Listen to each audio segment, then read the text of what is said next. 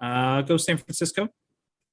Good choice. Yeah, coaching wise, I think Kyle Shanahan, again, is one of those guys. His reputation kind of speaks for itself. He's not necessarily had a ton of playoff success, but he's a very well respected offensive mind that has been able to get a lot out of his skill players and Jimmy Garoppolo. But I think that it'll be a real test of both him and the GM John Lynch, that with Trey Lance taking the reins. Offensively, they're putting a lot of faith in Trey Lance. It makes sense. Jimmy Garoppolo was solid for them, but losing a Super Bowl, I think they hit their ceiling with him. I think it's worth the gamble to go out for a guy that's more talented. Similar to like what Kansas City did with Mahomes and Alex Smith.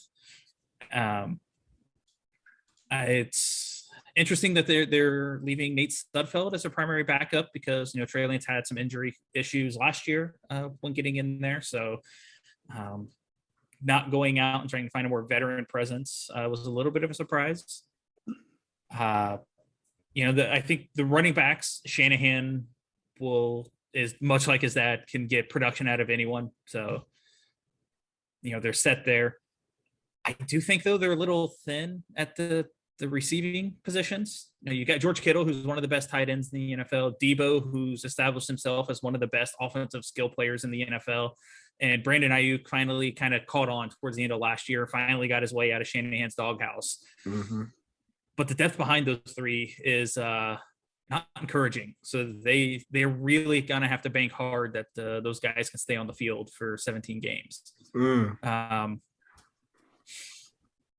We'll see. They've got great bookend tackles. We'll see if the interior O-line can help, with Mac retiring and having to do some reshuffling there along the interior line. They're going to have to step it up to keep Trey Lance clean. Defensively, the big thing for them is they need Javon Kinlaw to finally live up to that high draft pick. He kind of has some pressure on him, replacing DeForest Buckner, who's gone on to have 2 monster seasons since leaving San Francisco. And he's just kind of left a lot to be desired so far. But if this team wants to make a playoff push, they're going to need Kinlaw to take that step. Their linebackers are good. Personally, I'm really happy to see George Odom get a starting opportunity as a safety with them. He was a guy that got buried in the depth chart. Indianapolis always seemed to make plays when he made it onto the field. So I'm very excited to see what he does as a starter. Overall, I think San Francisco should be right back in the mix to make the playoffs. I think their defense is going to have to step up and help carry them, especially a little early on as that offense tries to find its rhythm with Trey Lance taking over the starting role. In my initial going through picking all the games, I had them at 11-5. I think that might be a little optimistic, but I'm still going to go. All right. I missed the game, didn't I? Yeah. Yeah. Sorry. I'm going to say 10-7 because I think they may struggle out of the gate a little bit with all the changes. Okay. Craig, 49ers. All right. Well, the coach, he's a good regular season coach. Maybe because he had Jimmy Garoppolo. Everybody put a lot of stock in Jimmy Garoppolo, but the playoffs he struggled. But I think now that they're going to turn the reins over to Trey Lance, I think it may be more beneficial for him, hopefully. But I do think Kyle Shanahan is a really good coach, or not a really good coach. He's a good coach. But it's going to be interesting to see how this season pans out compared to last season with a second year quarterback who didn't really play at all for the most part last year. A couple of gadget plays here and there or whatever, but or a couple snaps here and there as well. But it wasn't really much. So I want to see what happens with this team when they take the next step forward, especially with the down NFC. So, but on the offensive side, like I said, you got Trey Lance now versus taking over for Jimmy Garoppolo.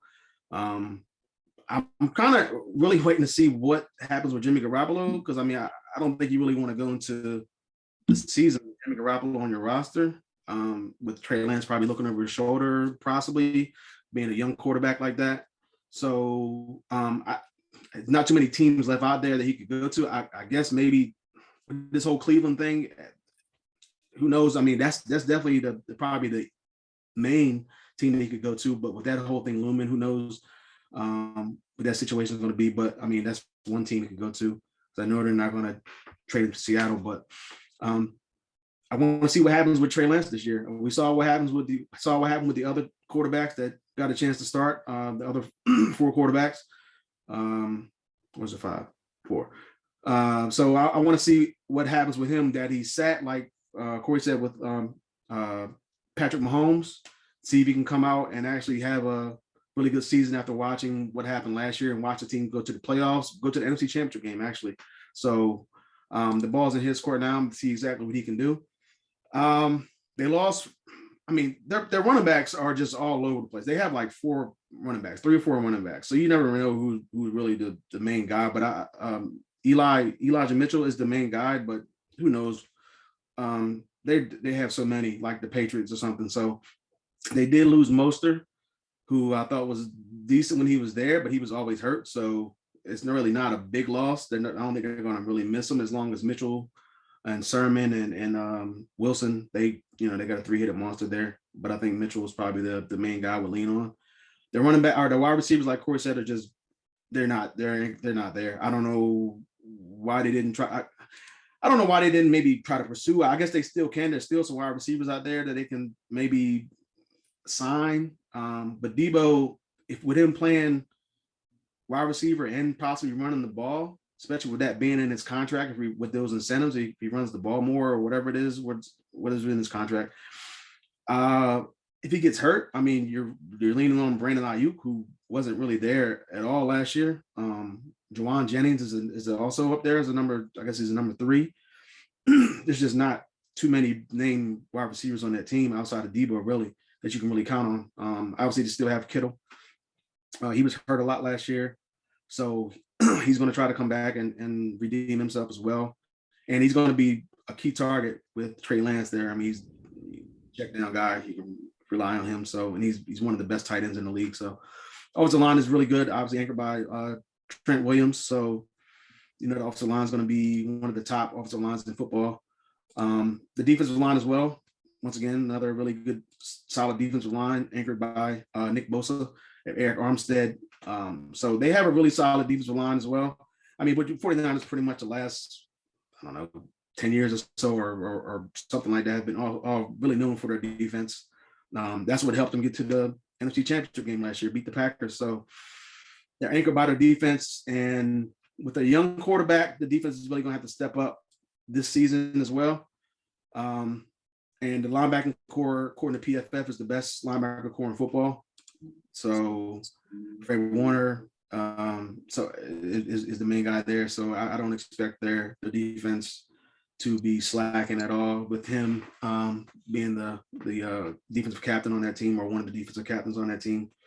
The cornerbacks, I thought last year needed to be improved. They went out and got Ward from Kansas City.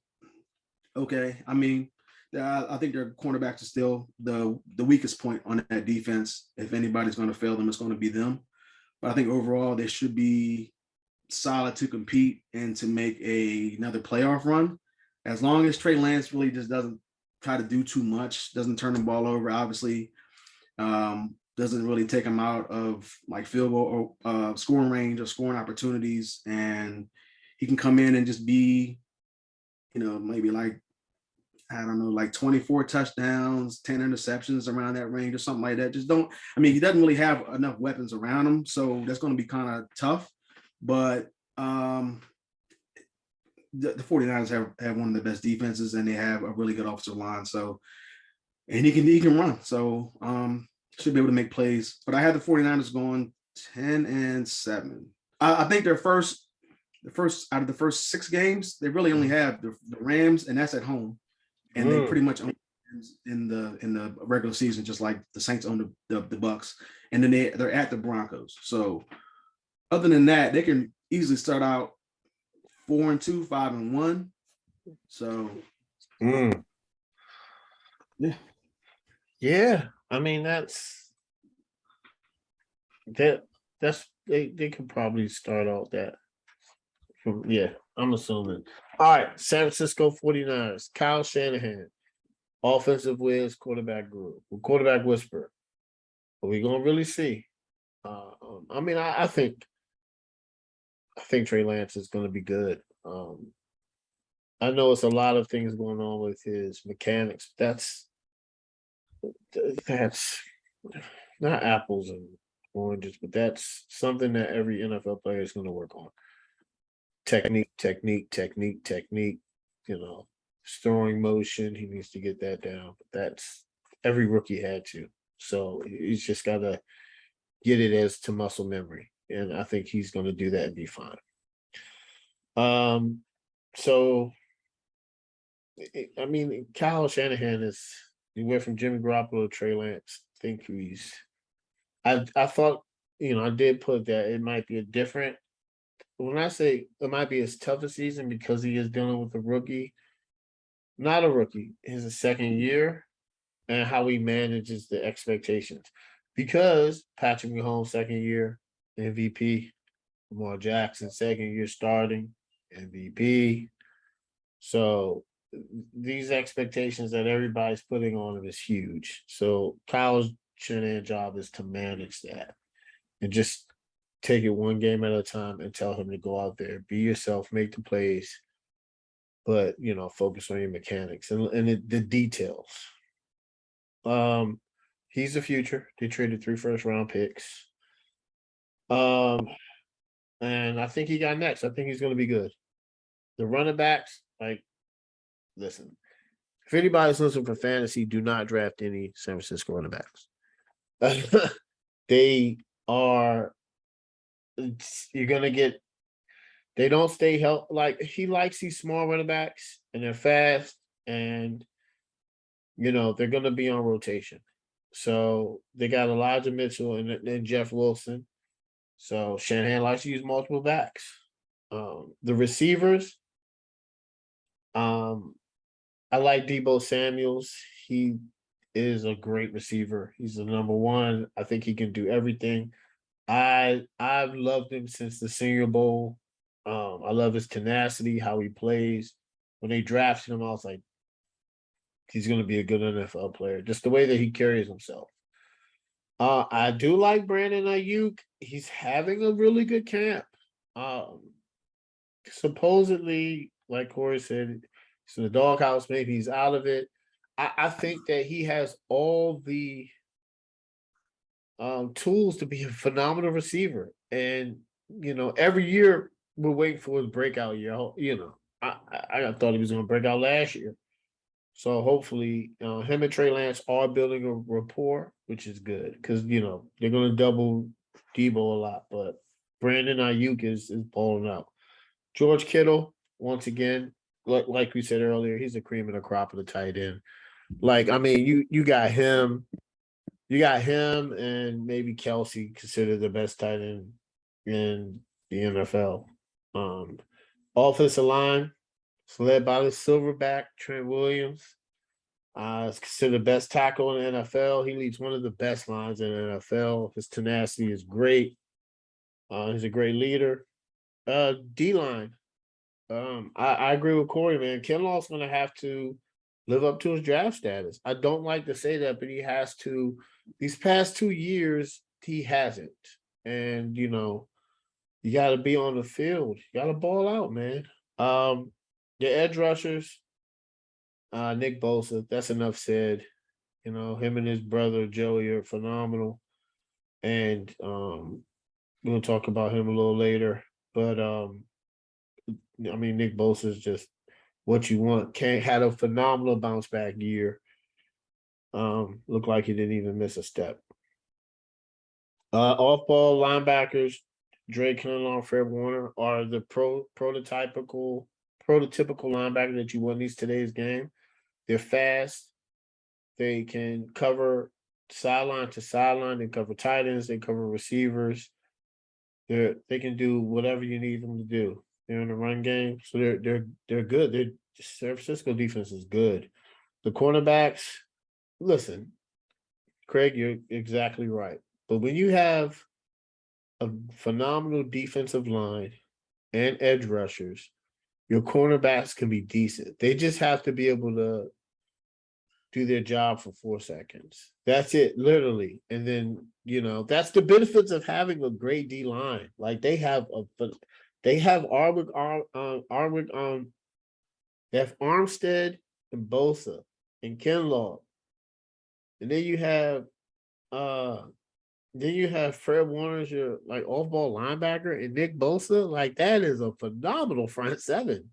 So the cornerbacks I think are going to be all right. The safety are really good. They have Jimmy Ward, who I don't think gets enough credit. I think he's a solid starter and a good leader. The overall predictions, the 49ers did have some questions this offseason, right? Could Trey Lance fix his mechanics, which they are getting better in camp? Will Jimmy G be missed? I don't think so. But some people say, some people like him, but I don't know what he's going to look like without a team surrounded by him, but what quarterback will, right? So, I do have them making the playoffs because of who and what surrounds Trey Lance. He's just in a really good position. He has support from the front office. He has a great defense. And they're going to run the ball. That's one thing about San Francisco, whoever the quarterback is, they're going to run the ball. So, and he has good receivers and a good tight end. So, I got them going 11-6. I got them going 11-6.